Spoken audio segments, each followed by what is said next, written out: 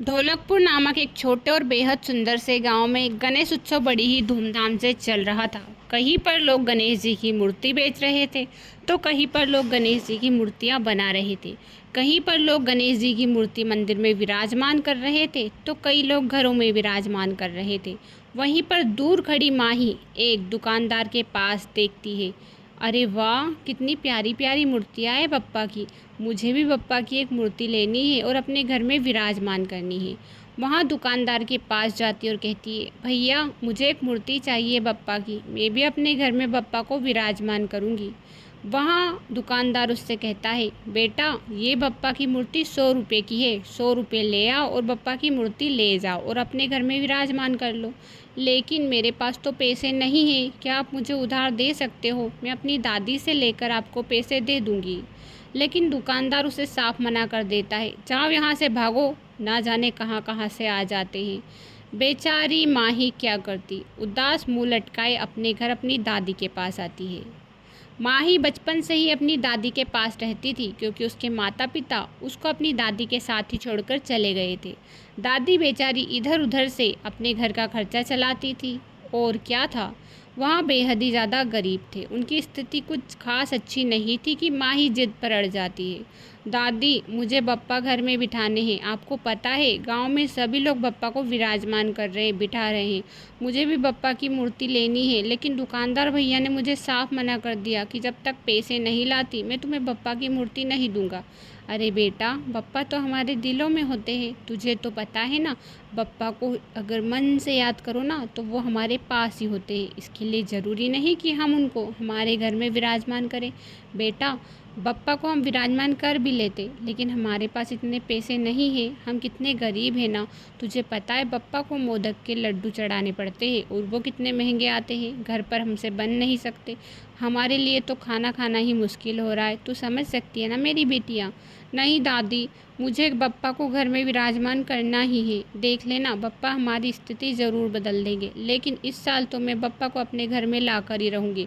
आपको नहीं पता है, सब बच्चे मेरे दोस्त सभी बप्पा को बिठा रहे हैं, क्या दादी मैं नहीं बिठा सकती?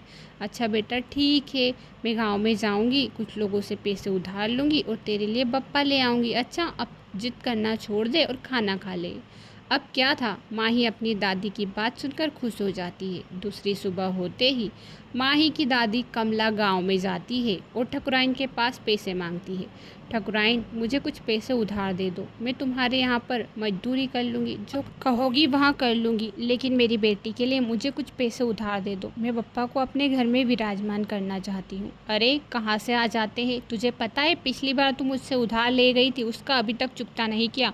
और हाँ, काम तो करती ही नहीं है, काम चोर कही कि तेरे बेटे और बहू तो तुझे छोड़कर चले गई और यहाँ पर सबके पास भीख मांगने आ जाती है, भिखमंगी कहीं की। अब क्या था, कमला मुंह लटकाए हुए गांव के दूसरे लोगों से पैसे मांगती है, लेकिन अब कोई भी पैसा देने को राजी ही नहीं था। अब क्या था, कमला घर आती है तो उसकी बेटी माही पूछती है, दादी आप तो मेरे लिए बप्पा की मूर्ति लाने वाली थी ना, आप मेरे लिए बप्पा की मूर्ति क्यों नहीं लाई? अरे बेटा, मैं कैसे लाती, तुझे पता है कल बप्पा मेरे सपने में आए थे। उन्होंने मुझसे कहा था कि मेरी बेटी को अगर मूर्ति चाहिए तो तुम खुद ही बना दो, क्योंकि मुझे है ना बेटा इतनी अच्छी मूर्ति बनाना आती है ना। देख लेना, मैं बप्पा की कितनी प्यारी सी मूर्ति बना दूंगी। लोगों के पास इतनी बड़ी मूर्ति ही नहीं है जितनी बड़ी मैं बनाऊंगी। अब क्या था, सुबह होते ही कमला मिट्टी ढूंढने चली जाती है अपनी बेटी माही के साथ। दोनों ही माँ बेटियाँ मिट्टी के पास गणेश जी की मूर्ति बनाने लगती है और कुछ ही देर बाद कमला एक बड़ी सी बप्पा की मूर्ति बनाकर तैयार कर देती है, जिसे देखकर माही खुशी से उछलने लगती है। अरे वाह दादी, ये मूर्ति तो बड़ी ही प्यारी है। आपको पता है मैं जिस दुकानदार के पास गई थी ना, उनके पास इतनी बड़ी मूर्ति ही नहीं थी। दादी सच में आप मुझसे बहुत प्यार करती हो, आपने मेरे लिए कितनी प्यारी मूर्ति बनाई बप्पा की। अब तो बप्पा हमारे घर ज़रूर आएंगे दादी, आप देख लेना, और देखना वो हमारे घर लड्डू खाने भी आएंगे। अरे बेटा, बप्पा हमारे घर नहीं आएंगे क्योंकि हमारे पास मोदक के लड्डू नहीं है, अब हम कैसे लड्डू बनाएंगे उनके लिए? अरे दादी आप चिंता मत करो, आप ऐसा करो कि 5 लड्डू मिट्टी के बना दो, हम रोज़ ही पप्पा को मिट्टी के लड्डू चढ़ाएंगे। उनको तो पता ही है हमारी स्थिति कैसी है, और वो मिट्टी के लड्डू भी मोदक के समझकर खाने लगेंगे। दादी आप देख लेना, ये बात सच नहीं निकली तो मेरा दिल कह रहा है कि ऐसा होगा। अरे बेटा, तू भी कैसी बचकानी बातें करती है। तुझे पता है ना, बप्पा सिर्फ मोदक के लड्डू ही खाते हैं, मिट्टी के लड्डू नहीं। दादी आप मेरी सुनो ना, आप मिट्टी के लड्डू बना दो ना, एक बार बना दो दादी। अब क्या था, कमला मिट्टी के लड्डू ही बना देती है। दूसरी सुबह होते ही कमला और माही दोनों ही अपने घर में बप्पा की मूर्ति को विराजमान कर लेते हैं और बहुत ही खुश होते हैं। हर रोज़ ही दोनों बप्पा की बड़ी ही श्रद्धा और भक्ति से आराधना करते थे और हर रोज़ मिट्टी के लड्डू ही चढ़ाते थे। बप्पा मुझे माफ़ कर दो, हमारी ऐसी स्थिति नहीं है कि हम आपको मोदक के लड्डू चढ़ाएं। आपको पता है ये लड्डू माही ने बनवाए हैं, वरना मैं आपके लिए ऐसे लड्डू बिल्कुल नहीं बनाती। मैं इसीलिए आपको विराजमान नहीं करती क्योंकि भोग लगाने के लिए मेरे पास कुछ चीज़ें है ही नहीं। हम खाना तो 2 वक्त का बड़ी मुश्किल से खा पाते हैं बप्पा, वो भी कोई झूठी मूठी रोटी दे देता है, इसीलिए मैं आपको वहाँ नहीं चढ़ा सकती। तो बप्पा आप इसे ही स्वीकार कर लीजिए। अब क्या था, अंदर से ही आवाज़ आती है, बेटा मैं तेरी भक्ति से प्रसन्न हूँ। तुझे पता है कि माही ने मुझे दिल से अपने घर पर बुलाया है, इसलिए मैं दिल से तुम्हारे घर पर आया हूँ। अब तो तुम किसी के लड्डू भी खवाओ, लेकिन मैं खा लूँगा। अब क्या था, बप्पा ने मिट्टी के लड्डू ही खाने लगे। यहाँ देखकर माही और उसकी दादी बहुत ही खुश हुई और उन्होंने यह बात गांव में कह दी। लेकिन गांव वाले यह बात मानने को तैयार ही नहीं थे। भला ऐसा भी कभी हो सकता है क्या? ये कमला झूठी बोलती फिरती है, गरीब कहीं की। इसके घर पर मिट्टी के लड्डू बप्पा खाने आएंगे क्या? हम मोदक के लड्डू चढ़ा रहे हैं, वो बप्पा नहीं खाते तो क्या मिट्टी के लड्डू खाएंगे? मैं तो नहीं मानता।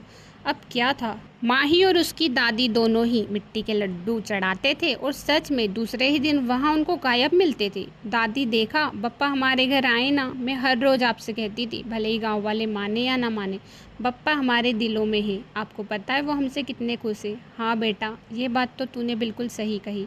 मैं सच में यहाँ नहीं मानती थी, लेकिन आज तुम्हारी भक्ति ने मुझे सब कुछ दिखा दिया, मेरी आंखें खोल दी। अब क्या था, धीरे धीरे सारे गांव वालों को भी पता लगने लगता है कि इनके घर पर बप्पा मिट्टी के लड्डू खाते हैं। और एक दिन ऐसा आता है जब बप्पा को विसर्जन करने का समय आ जाता है। अब क्या था, एक दिन की बात है जब माही बप्पा को विसर्जन करने के लिए उसकी दादी के साथ जाती है। बप्पा कहते हैं, माही और कमला मैं तुमसे बहुत ही प्रसन्न हूँ। तुमने मेरी सेवा बड़ी ही श्रद्धा और भक्ति से की है। जहाँ लोग लालच करते हैं, अपने लिए कुछ न कुछ मांगते हैं, आप दोनों ने 2 वक्त की रोटी तक नहीं मांगी। लेकिन अब मैं सब कुछ देने को तैयार हूँ। ये मेरे पास जितने भी लड्डू मैंने खाए हैं, वहाँ तुम्हारे घर में ही सोने के मिलेंगे। जो तुम्हारी झोपड़ी थी वह एक बड़ा सा महल बना मिलेगा और अब तुम्हें किसी भी चीज़ की कमी नहीं होगी, क्योंकि मेरा आशीर्वाद हमेशा तुम दोनों के साथ है। यहाँ सुनकर कमला बहुत ही खुश होती है। आपका बहुत बहुत धन्यवाद बप्पा, जो आप हमारे घर आए। इसी तरह हर साल आप हमारे घर पर आते रहिए और हाँ, हर महीने हर साल आपकी कृपा बनाते रहिए। अब क्या था, दोनों बहुत ही खुशी खुशी घर जाती है तो देखती है कि सच में उनका बड़ा सा घर है, जिसे देखकर गांव वाले भी हैरान थे। दोनों पोती और बेटी अपनी ज़िंदगी खुशहाल से बिताने लगते हैं।